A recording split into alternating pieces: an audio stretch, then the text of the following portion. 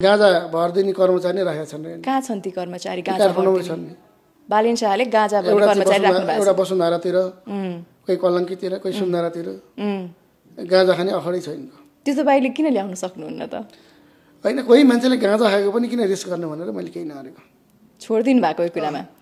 युवराज सफलजी यत्रो धेरै कुरामा सफल भइसक्नु भयो, यो कुरा पनि अगाडि ल्याइदिए त झन्। होइन, समयले ल्याउला नि त, अहिले त्यो आवश्यक छैन। ऊ आफै नाङ्गेदार भइसक्यो। तपाईँले गर्ने हिम्मत अरूले गर्दैनन् नि त। होइन, ऊ आफै नाङ्गिसक्यो। नाङ्गेको मान्छे मुख देखाउन सकेको छैन बिचरा। के हो लेखेको, कसलाई भनेको के हो थाहा छैन। उसका घरका मान्छेले हेर्छन् कि कसले के भन्छन् थाहा छैन। त्यस्ता मान्छेहरूको के कुरा, अल्लाहरी केटाहरूको के कुरा। अहिले हामीले पहिलो महिला प्रधानमन्त्री पाछौँ। तपाईँलाई हाम्रो प्रधानमन्त्री कस्तो लाग्छ? को प्रधानमन्त्री? महिला प्रधानमन्त्री। को महिला प्रधान? नाम के हो त तिनको? सुशीला कार्की। अनि त्यस सुशीला कार्कीलाई नेपालको संविधानले चिन्छ। संविधानको कुन धारा दफाबाट प्रधानमन्त्री भएको त? त्यसैले संविधानले जुन कुरा चिन्दैन त्यो मान्छेलाई मैले चिन्छु त? सरी, चिन्नुहुन्न? म चिन्दिनँ। फोटो छ्यापछ्याप्सी छ, भिडियो छ्यापछ्याप्सी छ। उहाँ त जेएनजीहरूलाई भेट्न हस्पिटलमा पनि पुग्नु भएको थियो। त्यस्तो राम्रो प्रधानमन्त्री हो उहाँ। राम्रो भनौँ भने नराम्रो भनौँ, म त्यसरी चाहिँ भन्दिनँ। हजुर।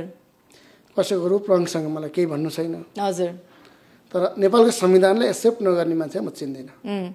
अनि अहिले त धेरैजनाले बालेन शाहलाई प्रधानमन्त्री बनाउनुपर्छ अबको कार्यकालमा भन्दैछन् नि। कि गाँजा खाने टिमको प्रधानमन्त्री बनाइदेऊ न त, के भएर? गजेडीहरूको टोली बनाउने, त्यसको टोली नेता बनाउने, प्रधानमन्त्री हुन्छ भन्ने भइगयो त।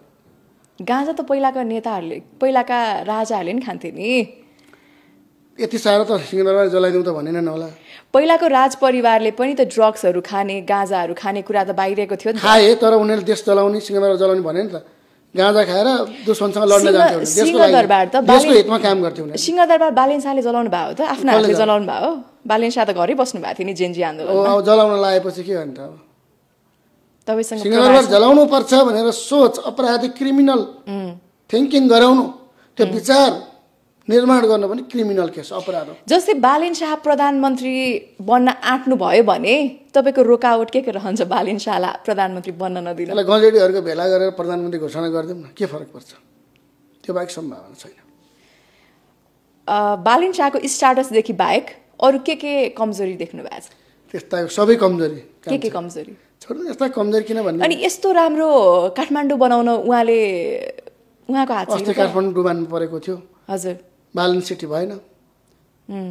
फोहोर व्यवस्थापन गर्न नसकेर घर घरमा भित्रभित्र राख्नुपर्छ भन्ने त्यहाँनिर चाहिँ पहिलाको भन्दा त धेरै राम्रो भयो नि त काठमाडौँ, सफा भयो। धेरै सफा बनाउनु भएको छ एकदम।